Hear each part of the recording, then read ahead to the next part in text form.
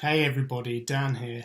I'm going to do a quick copywriting audit of an interesting technical business because it has a few lessons that are relevant to most other technical businesses in terms of how best to present your unique value. So let's dive straight in. Space Syntax is one of these very interesting businesses which does fantastic work across the UK and on projects around the world. But if you didn't know a little bit about what they do already, and if you didn't have any insight into the genesis of the company, it'd be very difficult to understand the unique value of this business. So as it happens, I know a fair bit about Space Syntax because I worked for one of their rivals, a company called Intelligent Space. And what we did was we used Space Syntax theory, which in itself is a theory within architecture. And we use that to analyze patterns of urban space use to show architects, planners, and urban designers how best to improve the pedestrian streetscape. So if we dig into this theory very quickly, Space is the Machine is a book written by Bill Hilliers, and as you can see, it's a configurational theory of architecture. So what that means in plain English is architecture has this problem of relying on various different styles. So this book argues that we need a theory that moves away from words and kind of using words to assess and grade the functionality of space, and actually uses something more concrete and more objective so it can be more analytical.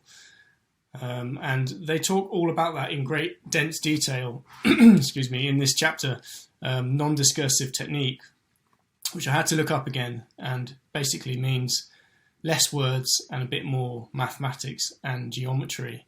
So very few people and very few architects even will ever read this book because you have to know that it exists, and it's quite hard going even if you do know that. So Space Syntax, you can see that they have all of this academic knowledge, but they kind of forget that most other people don't have that knowledge. So what they've done on their website is they've kind of gone a little bit overboard with giving you that information. So if we go to their About page, you can see here that they've got hundreds of words all about what they do, but also about this theory of kind of space syntax and kind of how it relates to certain things to do with architecture, mobility, land use, safety, land value, carbon emissions, etc.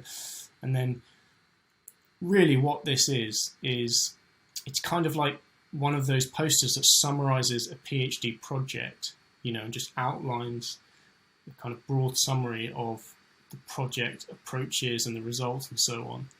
So they have this all on their website. And the first thing from a copywriting perspective is just to say, look, there is too much information here. We need to hack away some of this stuff and cut it down. And you've even got, right here, we've got a quote from Norman Foster himself. So Lord or Sir or Baron Norman Foster, probably the world's most preeminent architect. And we've got a testimonial basically from Foster saying, look, these techniques of spatial analysis, which Space Syntax know and specialize in uniquely, he's saying, look, they're amazing. I love that world of analysis and how it all intersects with passion and precision and the artistic side of architecture. So this really should be all you need from this page. If I was a potential client looking at Space Syntax, if I was, say, an architect or an urban designer looking to work with Space Syntax, and I saw something like that, that would immediately grab my attention. But it's a bit hard to find when it's buried in all of this stuff. There's some other ideas I'm going to talk about later on, which relate to how Space Syntax is almost a category in itself. in terms of their offer to the market. And that relates to a number of other copywriting principles. And we can see examples of other companies which have kind of used that to great success. We'll talk about that later, but for now, the first thing to do would be to say, look, you have the curse of knowledge.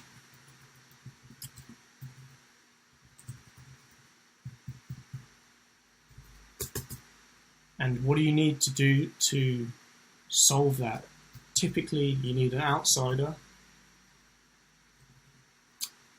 who can hack away at the inessential. And that outsider is usually somebody like me who thinks about copywriting all day and looks at other businesses and has a kind of outside reference point which helps you get a bit of perspective on your own copy and your business.